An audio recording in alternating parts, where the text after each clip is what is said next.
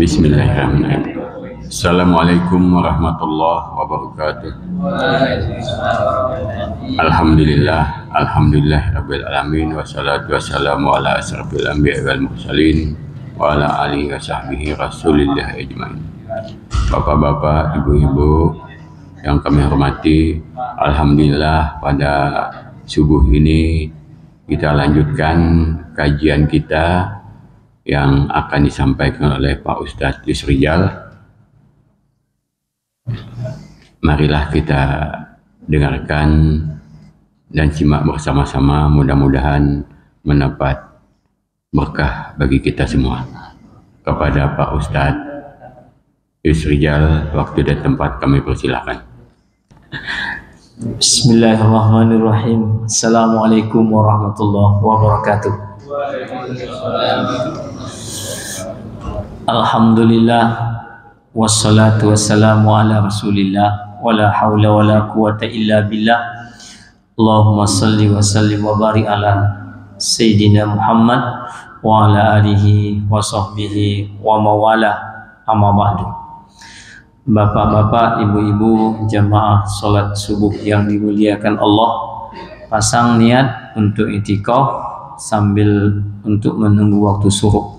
Ya, mudah-mudahan disampaikan oleh Allah Subhanahu wa taala usia kita ke situ. Salawat dan salam untuk baginda Rasulullah sallallahu alaihi wasallam dengan ucapan Allahumma shalli ala sayyidina Muhammad wa ala ali sayyidina Muhammad. Pada pagi hari ini masih tentang kata Ali bin Abi Thalib. Udah berapa kemarin? 2. Yang pertama lupa, yang kedua lupa juga. Nggak teringat, ya. Nggak apa-apa. Yang penting pernah tahu gitu. Ya. Yang ketiga itu man arafad dunya hanat alaihil musibah. Man arafat dunya hanat alaihi musibah. Orang yang tahu dengan dunia, maka akan ringan bagi dia segala jenis musibah. Tapi kalau tak tahu dunia, borek bagi dia walaupun musibahnya kecil. Nah, itu mafhum mukhalafahnya. Siapa yang tahu dengan dunia yang kita tempati sekarang, itu paling tidak memiliki arti 3. Yang pertama hina atau rendah, kemudian yang kedua dekat, yang ketiga singkat. Itulah arti dunia itu sebenarnya. Tapi di dunia ini pula lah orang bisa mendapatkan cinta.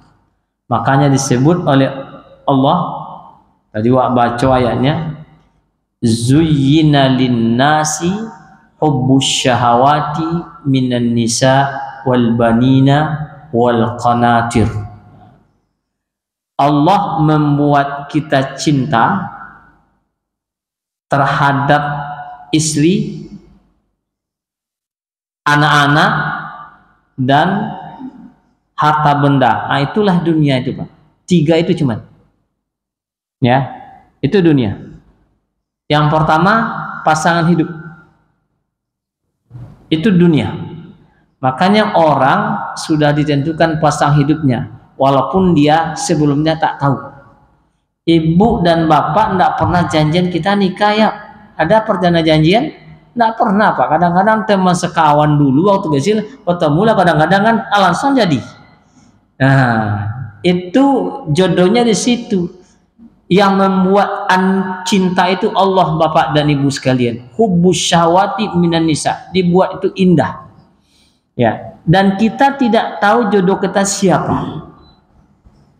Makanya ketika tidak ada jodoh, macam-macam cara orang dapat jodoh tuh Pak. Sehingga anaknya sempat tanya, Pak, Bu, Pak, Bapak dulu ketemu Mak di mana? Ada pertanyaannya itu. Ada yang menjawab, saya dulu ditangkap Hansip katanya kan. Kalau sekarang mau jawabnya beda pula Pak. Di mana? Salah sambung nih kan. Banyak tuh Pak salah sambung sekarang kan, akhirnya jadi jodoh. Nah, kemudian setelah menikah, awalnya tidak ada cinta Pak, tidak pernah bersobok. Tapi Allah lah yang membuat sayang itu seperti itu.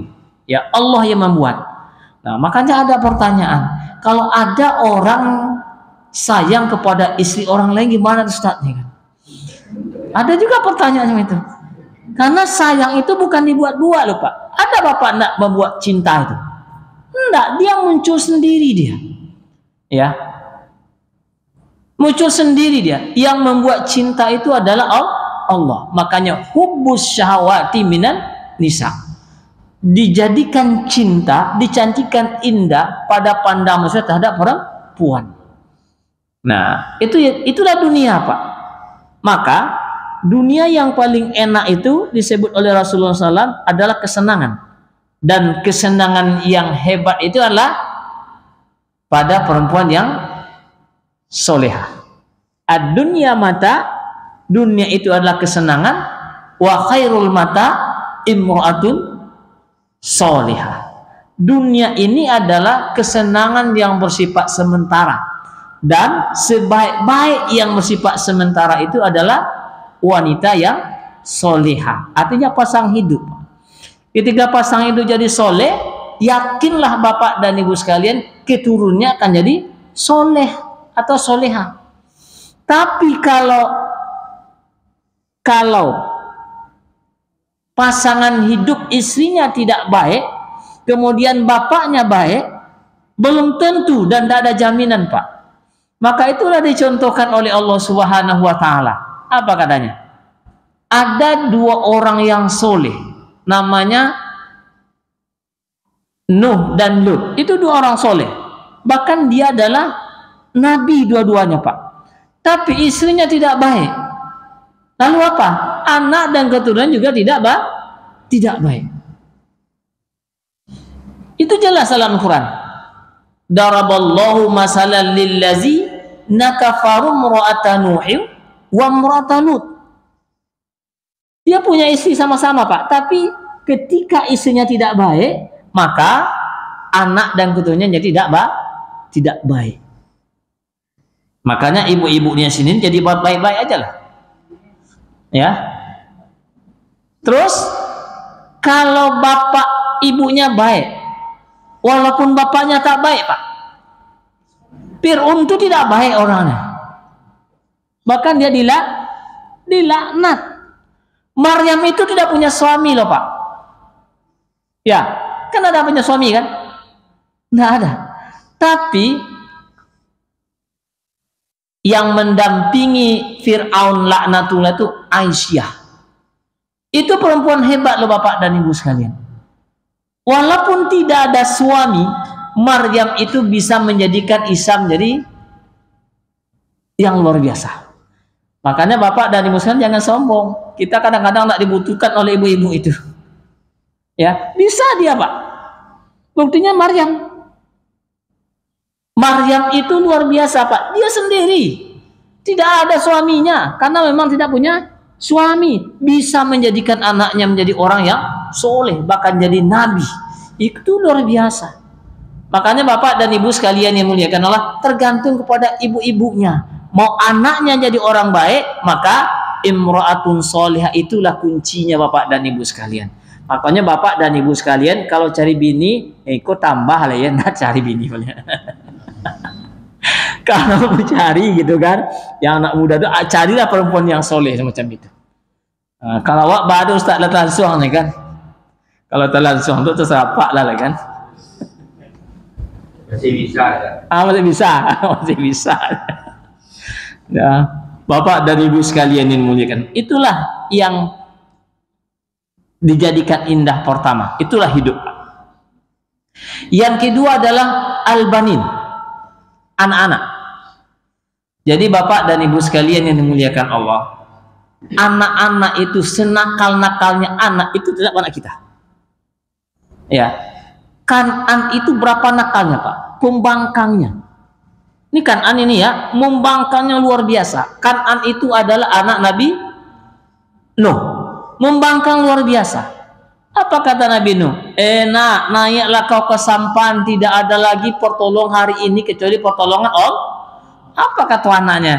Ambo kan masih kuat, nanti ambo akan berenang dari satu bukit ke bukit yang lain.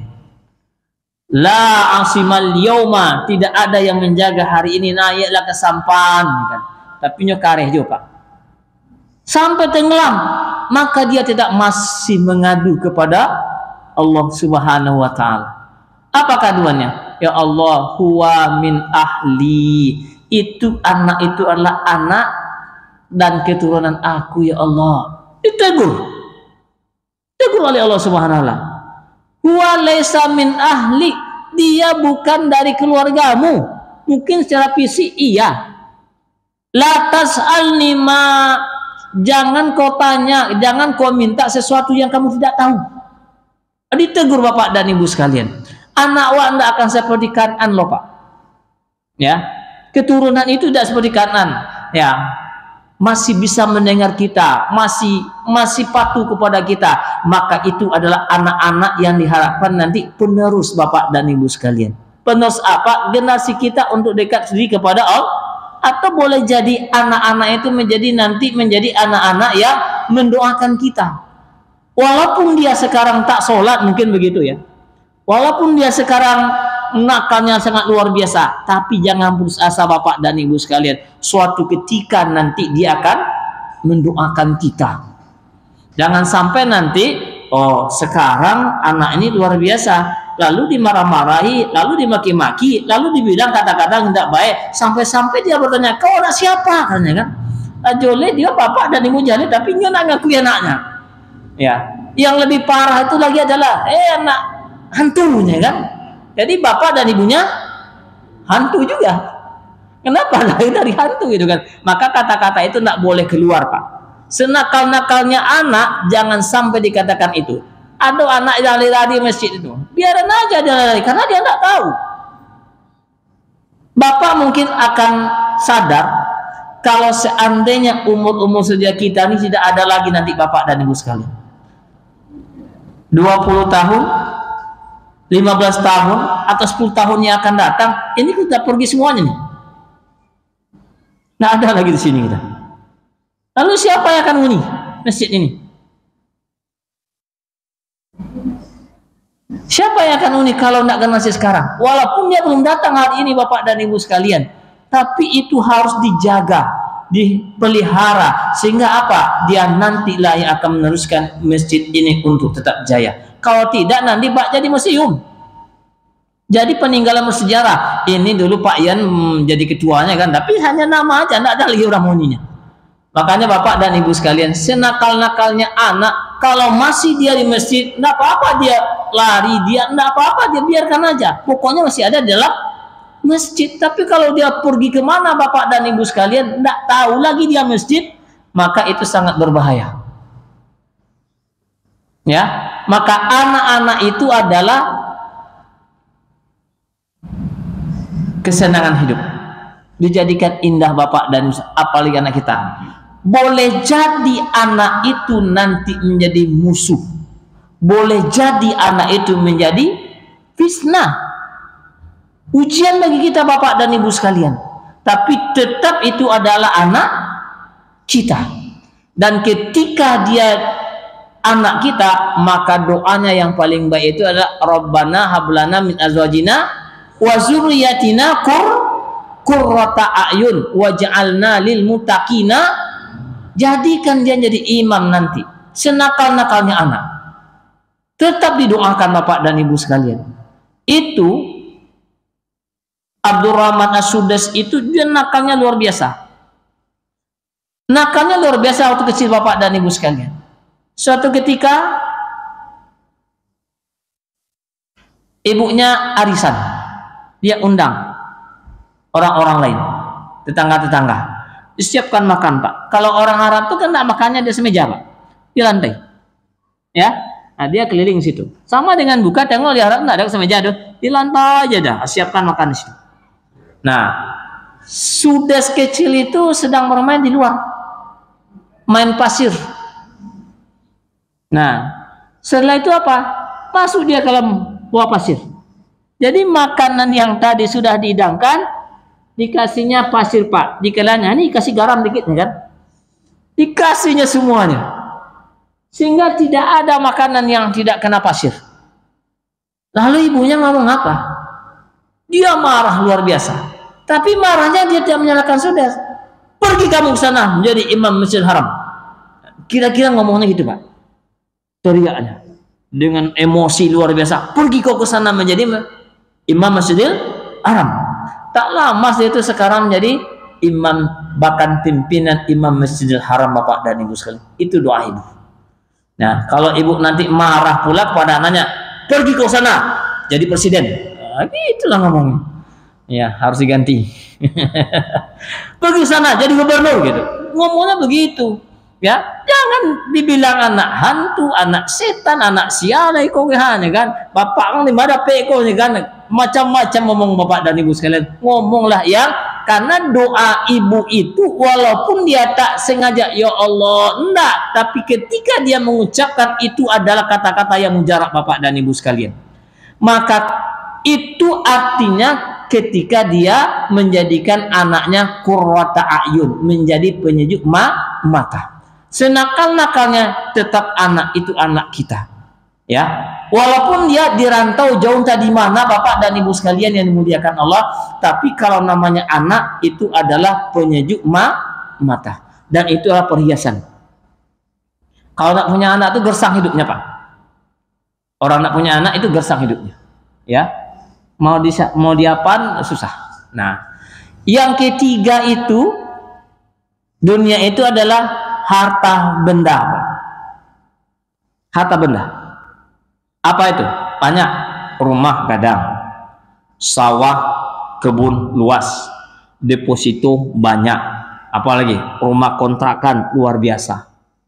Semuanya itu ada harta benda. Apa saja, kendaraannya baitung luar biasa, itu harta benda. Itulah dunia. Tapi Allah sebut ayatnya, wa indallahi husnus sawab, sedangkan yang ada di sisi Allah itu lebih baik daripada dunia yang tadi. Makanya Bapak dan Ibu sekalian, bagi orang kafir dunia iya dunia, harta iya harta, anak iya anak, urusannya hadir di dunia. Tapi ketika di akhirat nanti, maka dia tidak dapat apa-apa. Innal ladzina kafaru lan tughni anhum amwaluhum wa auladuhum minallahi syai'ah. Orang kafir itu tak akan bermanfaat bagi mereka harta benda mereka dan anak-anak mereka, sedikit pun tidak akan ada gunanya. Ya, walaupun dia banyak hartanya Pak, mungkin banyak harta mereka daripada kita, luar biasa. Apalagi 9 naga itu kan, semuanya. Tapi dia tidak akan bermanfaat. Ulaika hum waqudun nar. Mereka nanti akan menjadi bahan api neraka. Bagi orang Islam, nah, dunia ini kalau dia samakan penilaiannya dengan orang kafir juga tidak akan bermanfaat Pak. Sama.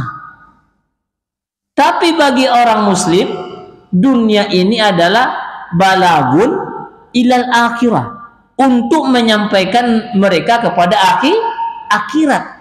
Jadi yang diberikan itu semuanya Bapak dan Ibu sekalian adalah alat kendaraan agar kita disampaikan kepada akhirat.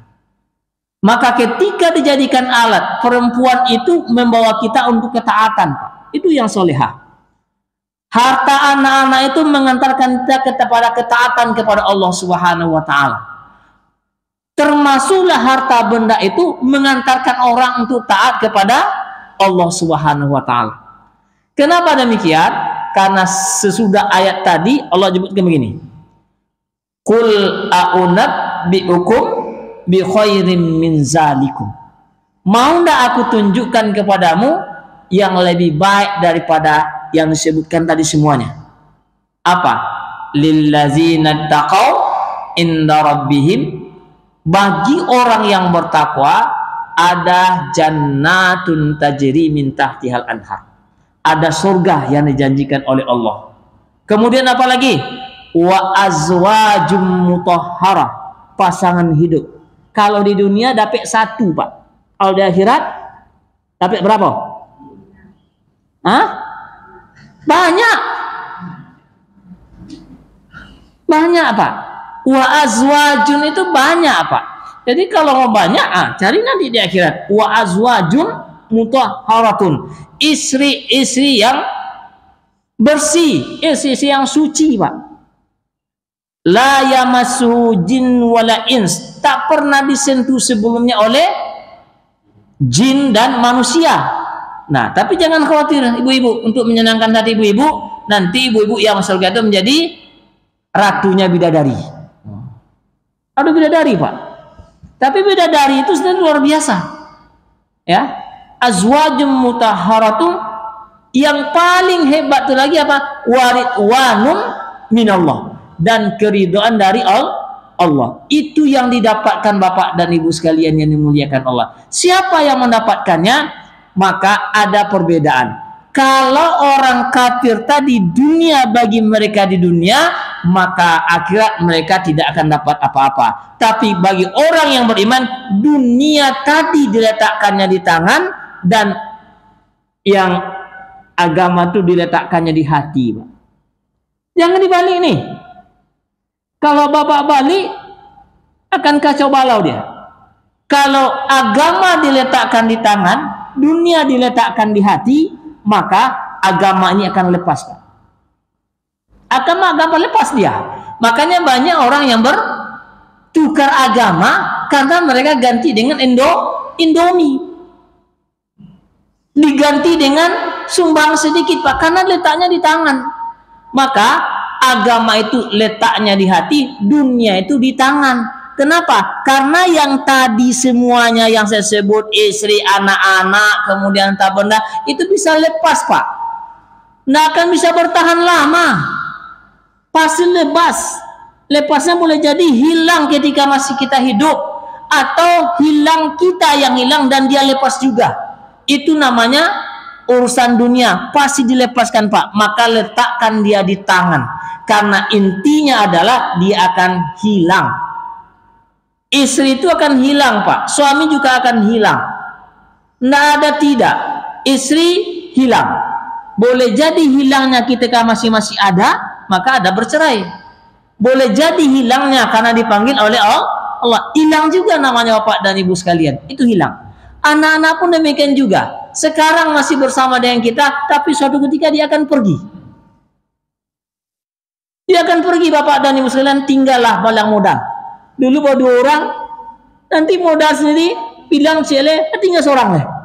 Nanti hilang satu halanya, semuanya akan jadi hilang. Itu kalau dunia, Bapak dan Ibu sekalian. Dunia itu memang berubah, Bapak dan Ibu. Tapi kalau agama, tak akan pernah berubah, karena dia tidak dalam hati. Itu yang menjadi kunci, Bapak dan Ibu sekalian. Selama agama itu dalam hati kita, kita tengok. Dulu orang sholat maghrib itu berapa rakaat? Apa? 3 kan? Tidak pernah berubah kan? Ya. Subuh 2 rakaat pernah berubah enggak? Tidak pernah.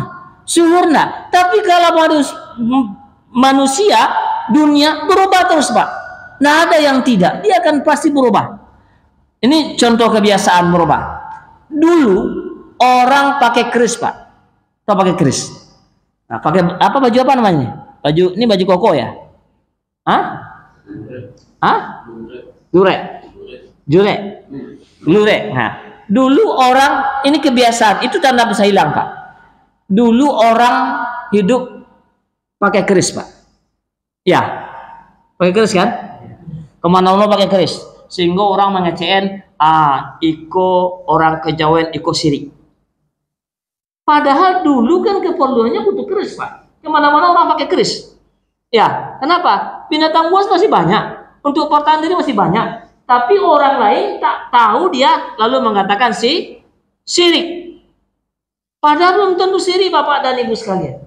Kalau dulu kondisinya memang seperti itu. Jadi di kampung saya itu dulu kalau orang pakai ladang itu pasti megang pisau siko, Pak. Nah, tidak pakai ladang megang pisau. Tapi tengoklah kini, tidak ada lagi, Pak. Pisau itu bisa diganti dengan HP. Kemana-mana orang pakai HP. Ya, mau sholat pakai HP. Mau pergi pakai HP. Tidak ada pakai keris lagi.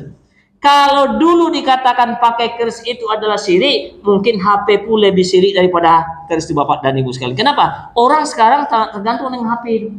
Ya, habis sholat langsung pegang HP. Mau makan pegang HP. Kemana-mana pegang HP. Semuanya HP, Pak. Orang, makanya saya bilang, itu adalah tradisi. Itu berubah, Bapak dan Ibu sekalian. Besok entah apa-apa lagi.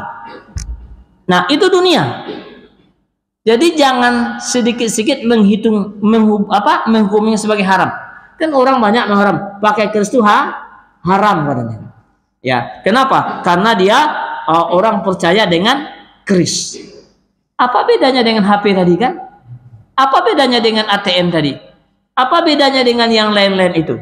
Makanya Bapak dan Ibu sekalian yang dimuliakan Allah, jangan mudah menghukum orang kalau urusan dunia.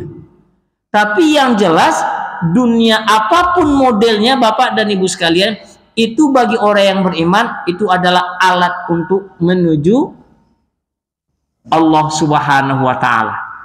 Kita ingat nih, Bapak dan Ibu sekalian, saya sangat ingat kalau nanti umur-umur kita ini habis, sementara kita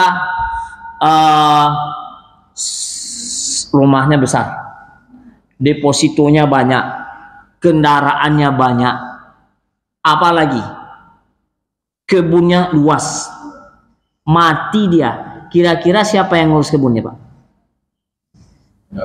Nggak ada. Apa masih sempat ngurus? Lah mati masih sempat ngurus dia. Nah, makanya ada orang ditanya Bapak dan Ibu sekalian, kamu cinta nggak dengan hartamu? Cintalah, Pak, ya kan? Lalu bagaimana caranya? Ada orang di sini. Ada orang yang sangat luar biasa. Dia menginfakkan hartanya, Pak, sangat banyak. Lalu ditanya, Bapak sayang harta enggak? Sayanglah. Kok Bapak infakkan semuanya? Karena sayang itulah saya infakkan harta saya semuanya.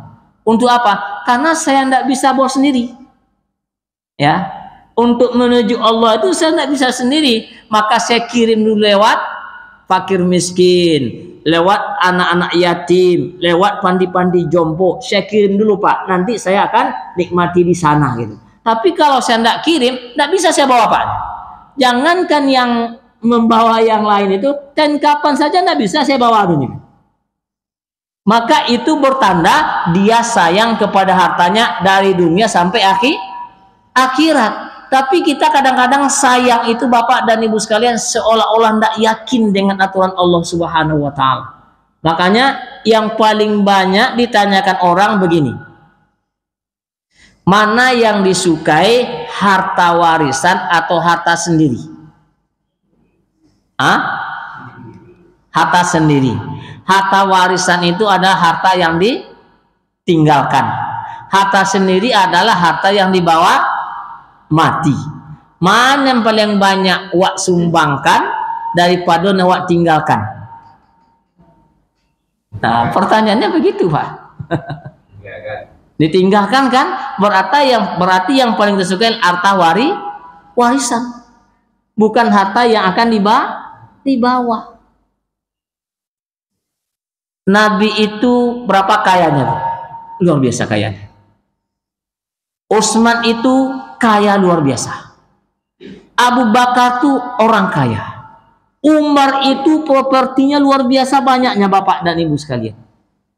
Tapi ketika dia meninggal, Nabi hanya meninggalkan apa?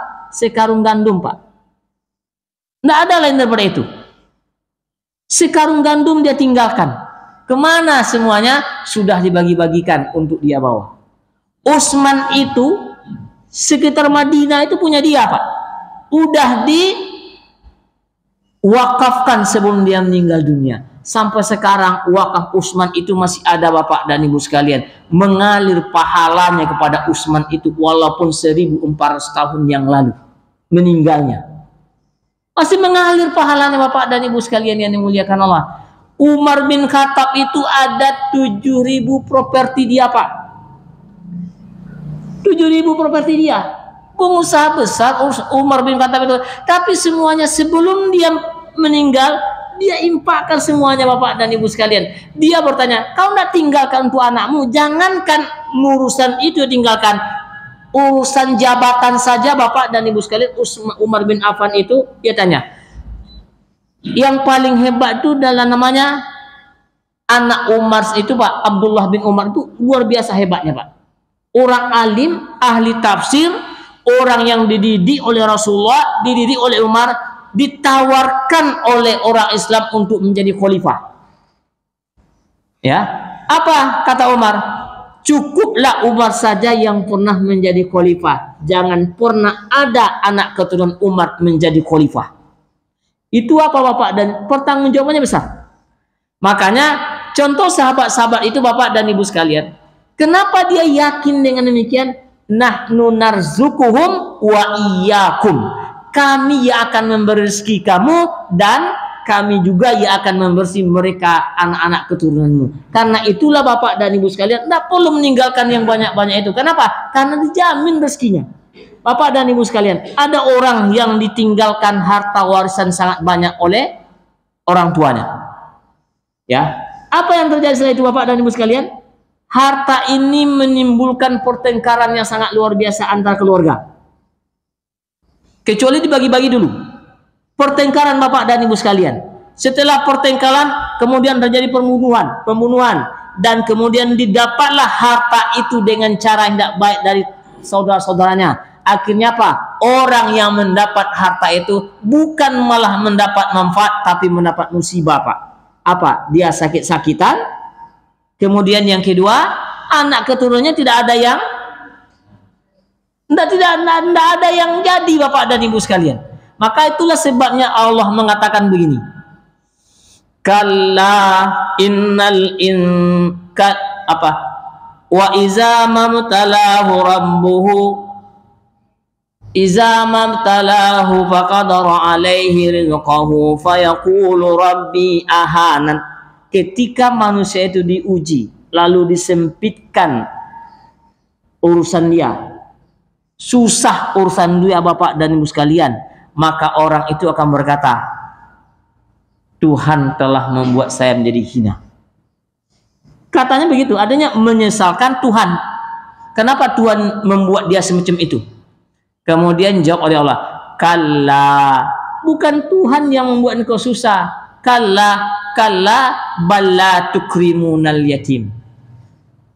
Kamu karena tidak memuliakan anak yatim. Wa ta'kuluna turasa'at, karena kamu loba dengan harta yang diwariskan. Jawabannya gitu, Bapak dan Ibu sekalian. Karena lobo dengan harta warisan sehingga membuat dia hidup anak-anak dan keturunannya menjadi tidak baik dalam kehidupan dunianya, Bapak dan Ibu sekalian.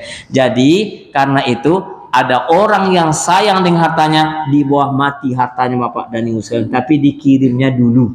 Karena di bawah sendiri tidak bisa, tapi kirimlah. Di mana? Titipkan di panti asuhan, titipkan pada anak yatim, titipan pada panti-panti sosial, titipkan di mana-mana saja.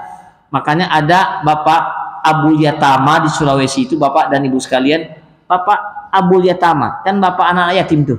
Luar biasa, Bapak. Makin dibaginya dengan anak yatim, makin berlimpah rezekinya. Siapa yang berzeki itu? Allah yang membuat dia seperti itu. Nah, tapi orang-orang itu adalah meletakkan dunia di tangan, Pak. Ketika diambil, maka dia tidak susah. Ketika diberi, maka dia akan bersyukur ketika diletakkan di tangan. Tapi agama dia harus letakkan di hati. Ya, jangan pernah meletakkan agama di tangan nanti hilang, tapi agama diletakkan di hati. Itulah hahuna takwa, itulah ketakwaan kepada Allah Subhanahu wa taala. Bapak dan Ibu sekalian, ada pertanyaan?